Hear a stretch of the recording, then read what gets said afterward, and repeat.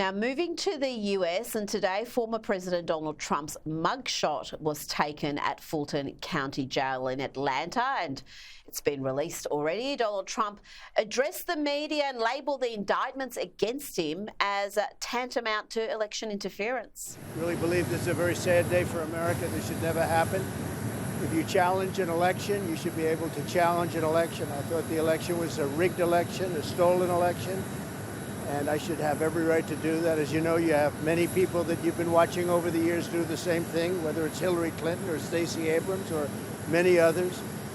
When you have that great freedom to challenge, you have to be able to, otherwise you're going to have very dishonest elections. What has taken place here is a travesty of justice. We did nothing wrong. I did nothing wrong. And everybody knows it. I've never had such support. And the shameful politicisation of the justice system reached new lows this week, with Trump's lawyers also indicted this week. Their mugshots taken and released. Former White House Chief of Staff Mark Meadows received the same treatment. What do you think will be the impact of these indictments, Douglas? Well, the first thing is this. In my view, Donald Trump certainly did do something wrong. He had the right to contest the election right up until the point that he lost his claims in the courts and elsewhere. Now, some of his supporters still claim he wasn't given his day in court and much more. That's their claim. The problem, as I see it, is this. Donald Trump did do something wrong. He did not concede the election. Now, did that come from nowhere? No, he's absolutely right. Previously, people like Stacey Abrams, Hillary Clinton and others also claimed that there had been massive election interference and didn't want to concede that they had lost elections. But here's the thing, Trump took it a step further. And the problem with this is there is a cycle in America now of things building upon each other. For 4 years, the Democrats did not concede that Trump had legitimately won in 2016. That festered and brewed underneath American politics, and certainly in the head of Donald Trump. In 2021, he did something I think is unforgivable and makes him unsuitable for re-election. But this all has to be seen in this wider context of delegitimization of the vote. And that has been going on for a very long time. I simply think that Donald Trump added the sort of cherry on the cake, as it were. Now, here's the thing, though.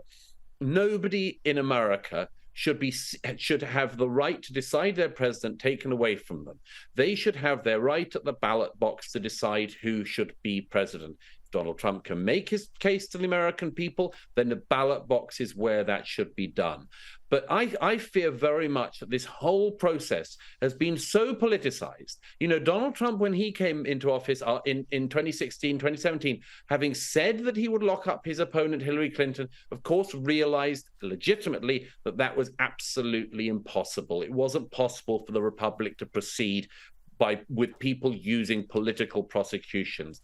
The fact that that favor has not been returned now, whatever you think Donald Trump has done, shows a new low in American politics. And I really warn the Democrats on this. When the Republicans are back in power, as they will be at some point, they will be using these tools against you. And it's the old thing, the shoe on the other foot rule. The Democrats aren't going to like it when the same rules are applied to them. And this week we had the Republican debate take place while former President Trump sat down with Tucker Carlson in an interview that has racked up the most amazing numbers, Douglas. On Twitter alone, or X as we call it now, the reach was around 250 million in 24 hours. How do you see the debates and also the interview between Tucker and Trump? Well, the Fox debate with the other candidates and the main leading candidates other than Trump had vast viewing figures as well, and will continue to do so. It was a very, very energetic evening of debate in Milwaukee on Wednesday night. I mean, wow, were there lots of dramas and plot twists and sub-dramas and so on. I mean, the people on the flung fringes of the stage, Doug Burgum and Asa Hutchinson, are almost certainly out of the race. They made no impression. The real story of the night was was Chris Christie doing his job, particularly of saying some unpalatable truths as he sees them to some of the GOP base, particularly about Trump. The story was of Mike Pence doing, I think, pretty well at doing that same job to some extent and trying to present himself as the lead runner. I thought he did surprisingly well. DeSantis did okay. It wasn't a disaster, but it wasn't the breakout he needed. I thought that Nikki Haley did very well in certain parts of the debate, but the main person everyone is talking about, of course, is Vivek Ramaswamy. He, from the beginning, showed he just had enormous appetite. My goodness, he went into that knowing that he had to eat up that scenery and that stage and all his opponents or else. And he did a pretty good job of doing so. He said many things that I disagree with, had many policy announcements that I would disagree with. But my goodness, did he seem eager. And in the end, it was all of the other opponents bouncing off him. Now, that will make him the story. It already has made him the story. And his calculation clearly is to do something like Trump did in 2015, 2016, and basically tear his way to the nomination. We'll see if it works this time.